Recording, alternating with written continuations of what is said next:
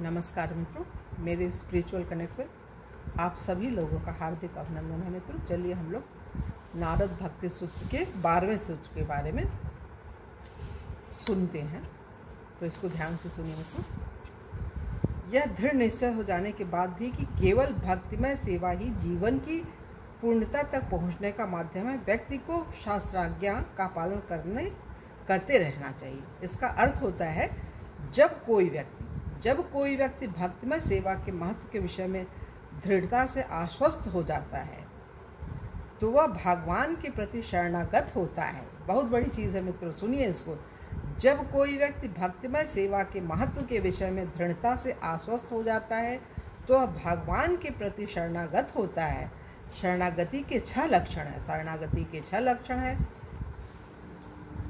इस प्रकार हैं। पहला क्या है? कृष्ण की भक्तिमय सेवा के अनुकूल कार्यों का ही प्रतिपादन। पहला लक्षण है कृष्ण की भक्तिमय सेवा के अनुकूल कार्यों का ही प्रतिपादन। दूसरा लक्षण है भक्तिमय सेवा के प्रतिपादन में समस्त प्रतिकूलताओं का वर्जन।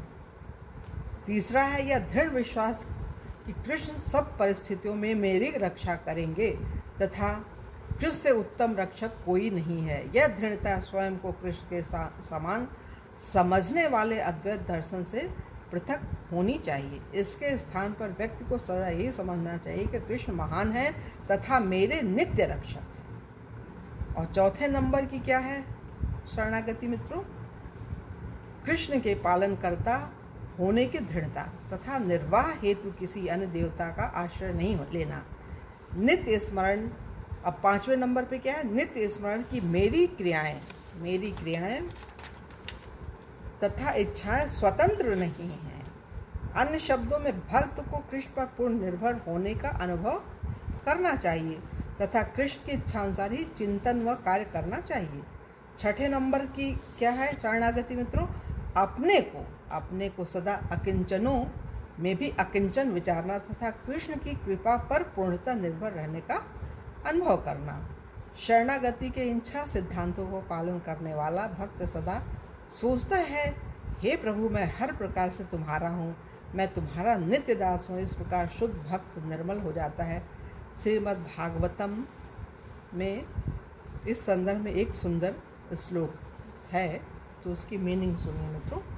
जो व्यक्ति समस्त काम कर्मों को त्याग कर मेरी सेवा की इच्छा, जो भगवान बोलते हैं, जो व्यक्ति समस्त काम कर्मों को त्याग कर मेरी सेवा की तीव्र इच्छा से स्वयं को पूर्णतः मुझे अर्पित कर देता है, वह जन्म और मृत्यु के से मुक्ति पाता है तथा मेरे निजी ऐश्वर्यों में हिस्सा पाने के पद पर पदोन्नत होता है। ऐसे भक्तिमय जीवन तक उत्थान हेतु व्यक्ति को शास्त्रों के निर्देशों का पालन करना होता है।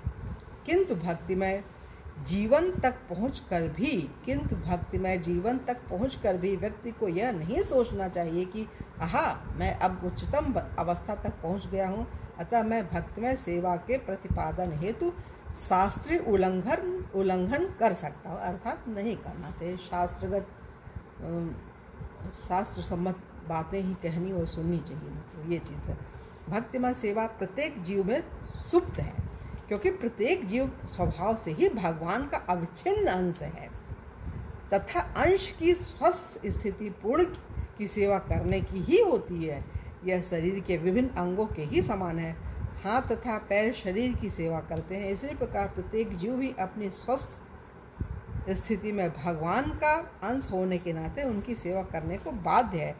जब वह इस प्रकार नियुक्त नहीं होता तो वह रोगग्रस्त स्थिति में होता है, किंतु जैसे ही वह अपनी समस्त इंद्रियों को भगवान की दिव्य प्रेममयी सेवा में लगाता है वह अपनी स्वाभाविक स्वस्थ स्थिति में होता है। प्रामाणिक शास्त्रों के निर्देशों के अनुसार तथा प्रामाणिक गुरु के मार्गदर्शन में ही भक्त को अपनी इंद्रियों को भगवान की सेवा में नियोजित करना चाहिए।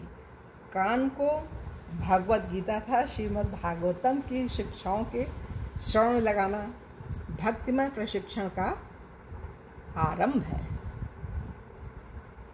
कान को भगवद गीता तथा श्रीमद् भागवतम की शिक्षाओं के श्रवण में लगाना भक्तिमय प्रशिक्षण का आरंभ है, शुरुआत है। जैसे हम हमको कथा प्रिय है, हम तो सुनते हैं।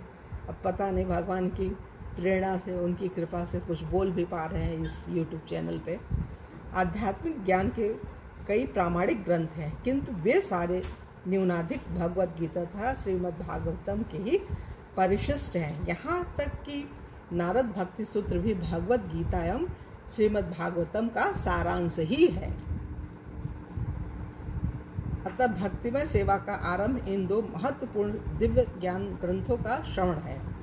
प्रामाणिक गुरु द्वारा इन्हीं दो ग्रंथों के श्रवण मात्र से व्यक्ति भक्तिमय सेवा के बारे में चेतन होता है, जो हृदय में सुप्त होती है। गुरु के मार्गदर्शन में एवं शास्त्रीय निर्देशों के अनुसार भक्तिमय सेवा का प्रतिपादन वैधि भक्ति कहलाता है, जो साधन भक्ति का विभाग है। साधन भक्ति का अन्य विभाग रागानुगा भक्ति है। रागानुगा भक्ति के स्तर पर प्रगति करने के इच्छुक को गुरु के निर्देशन में प्रामाणिक शास्त्रों के निर्देशों का पालन करना चाहिए।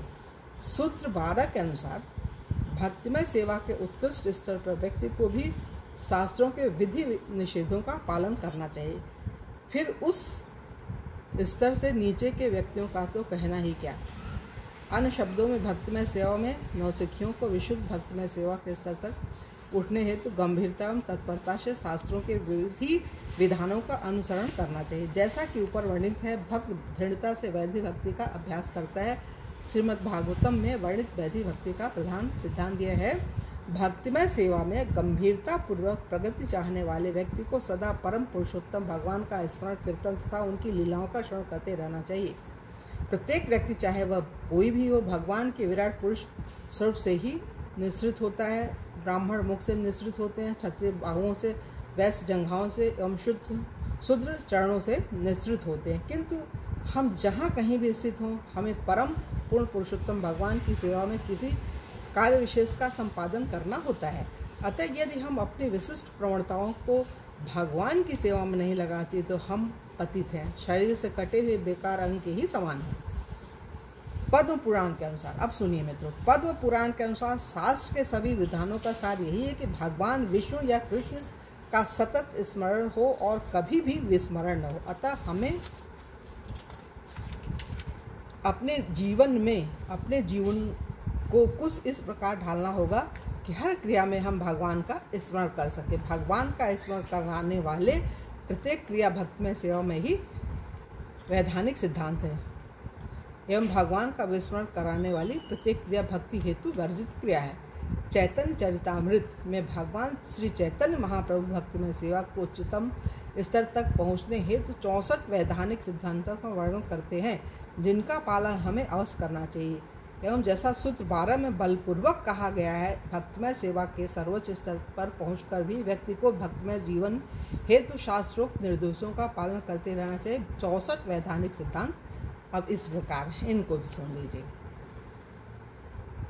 प्रामाणिक गुरु स्वीकार करना, दूसरा है गुरु से दीक्षित होना, तीसरा गुरु की सेवा में स्वयं को नियुक्त करना, चौथा गुरु से निर्देश पाना एवं भक्तिमय सेवा के पथ पर प्रगति करने संबंधित जिज्ञासा करना, पांचवा है पूर्व आचार्यों के पद्म चिन्हों का अनुसरण करना तथा गुरु के निर्देशों का पालन करना, छठा है कृष्ण की संतुष्टि हेतु किसी भी वस्तु का त्याग करना एवं कृष्ण के संतुष्टि किसी भी वस्तु को स्वीकार करना, सातवां है ऐसे स्थान पर निवास करना जहाँ कृष्ण हो, वृंदावन या मथुरा जैसा शहर या श्री कृष्ण का मंदिर हो, आठवां है भक्ति में सेवा के प्रतिपादन हेतु सुविधापूर्वक रहते हुए जीविकोपार्जन को कम से कम कर देना, नवां है एकादशी सदृश उपवास करना, 10वां है गौओं, ब्राह्मणों, वैष्णवों तथा वटवृक्ष सदृश पवित्र वृक्षों की पूजा करना।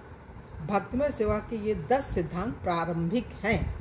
अन्य सिद्धांत इस प्रकार हैं: पवित्र नाम विग्रह आदि के प्रति अपराधों से बचना, 12वां है अभक्तों के संग से बचना, 13वां है अनेक शिष्य होने की स्पृहा से रहित होना, 14वां है विद्वान दिखने हेतु अनेक ग्रंथों का अल्प अध्ययन करके अनावश्यक ध्यान नहीं बांटना। भक्तिमय सेवा के लिए भगवद गीता, श्रीमद् भागवतम, चैतन्य चरितामृत सदृश ग्रंथों का सम्यक अध्ययन कर पर्याप्त है। 15वां है लाभ या हानि में उद्वेग नहीं करना, 16वां है किसी भी कारण से शोक द्वारा अभिभूत नहीं होना, 17वां है देवताओं की निंदा नहीं करना, यद्यपि उनका पूजन भी नहीं करना। इसी प्रकार अन्य शास्त्रों की निंदा नहीं करना, यद्यपि उनमें वर्णित सिद्धांतों का पालन न करना। 18वां भगवान या उनके भक्तों की निंदा सहन न करना। 19वां है स्त्री पुरुष संबंधों के विषय जैसी व्यर्थ वार्ताओं में भाग न लेना। 20वां है किसी भी प्राणी को अनावश्यक उद्वेग नहीं पहुंचाना। उपरोक्त वर्णित 20 तत्व भक्त में सेवा का द्वार है, ये दरवाजा है, एवं उनमें से प्रथम 3 अर्थात गुरु का स्वीकृतिकरण, गुरु से दीक्षा, गुरु की सेवा सबसे महत्वपूर्ण है। उसके बाद निम्न तत्व आते हैं। 21वां है भगवान के बारे में श्रवण करना, उनके यश का आगायन या कीर्तन करना, उनका स्मरण करना, भगवान एवं उनके भक्तों के चरण कमलों का ध्यान एवं सेवा करना। 25वां उनका पूजन करना। 26वां उनसे प्रार्थना करना। 27वां स्वयं को भगवान का निर्दास मानना। 28वां भगवान का सखा बनना। 29वां भगवान को सर्वस्व समर्पित कर देना। 30वां विग्रह के आगे नृत्य करना। 31वां विग्रह के आगे गाना। 32 अपने जीवन के सब ब्यौरों की सूचना भगवान को देना। 33वां भगवान के आगे झुकना। 34वां है उपयुक्त समय पर खड़े होकर गुरु एवं भगवान को सम्मान देना। 35वां गुरु या भगवान का जुलूस में अनुसरण करना। 36वां तीर्थ स्थलों में भगवान के मंदिरों को जाना। 37वां मंदिर की परिक्रमा करना। 38वां प्रार्थनाएं करना। 39वां मधुर स्वर में भगवत नाम जप करना। 40वां सम्मेलन में उच्च स्वर में भगवत नाम का कीर्तन करना। 41वां विग्रह को अर्पित धूप एवं उसको सूंघना। 42वां विग्रह को अर्पित भोग का उच्छिष्ट खाना। 43वां विग्रह को अर्पित आरतियों विशेष उत्सवों में जाना। 44वां विग्रह को नियमित रूप से देखना। 45वां अपने सबसे प्रिय संसाधनों को भगवान को अर्पित करना। 46वां भगवान के नाम रूप लीलाओं इत्यादि पर ध्यान करना। 47वां तुलसी के पौधों को सींचना। 48वां भगवत भक्तों की सेवा करना। 39वां वृंदावन या मथुरा में रहने का प्रयत्न करना। 50वां श्रीमद् भागवतम के विषयों का आस्वादन करना। 51वां कृष्ण के लिए सब प्रकार के खतरे उठाना। 52वां सदा कृष्ण की कृपा की अपेक्षा करना। 53वां भक्तों के साथ जन्माष्टमी तथा रामनवमी जैसे पर्व मनाना। 54वां कृष्ण को पूर्ण समर्पण कर देना। 55वां कार्तिक मास जैसे समय विशेष विधानों का पालन करना। 56वां शरीर को वैष्णव तिलक से सजाना। 57वां देव को भगवत नामों से चिन्हित करना। 58वां भगवान को अर्पित प्रसादी पुष्पमालाओं को स्वीकार करना। 59वां चरणामृत पीना। इन 59 तत्वों में से 5 इतने महत्वपूर्ण हैं कि वे पृथक रूप से पुनः वर्णित हैं, जिसमें भक्ति में सेवा के 64 तत्व पूरे हो जाते हैं। ये 5 हैं: भक्तों का संग करना, भगवान नाम का जप करना है, 62वां है श्रीमद् भागवतम का श्रवण करना, 63वां मथुरा सदृश तीर्थ स्थल में निवास करना, 64वां है श्रद्धा और विश्वास से विग्रह पूजा करना। तो यहाँ मित्रों में ये 12वां सूत्र पूरा हो रहा है मित्रों, और कल की वीडियो में आप लोगों से पुनः 13वें सूत्र के बारे में चर्चा करेंगे। तब तक के लिए जय हिंद, जय भारत, ओम शांति, ओम शांति।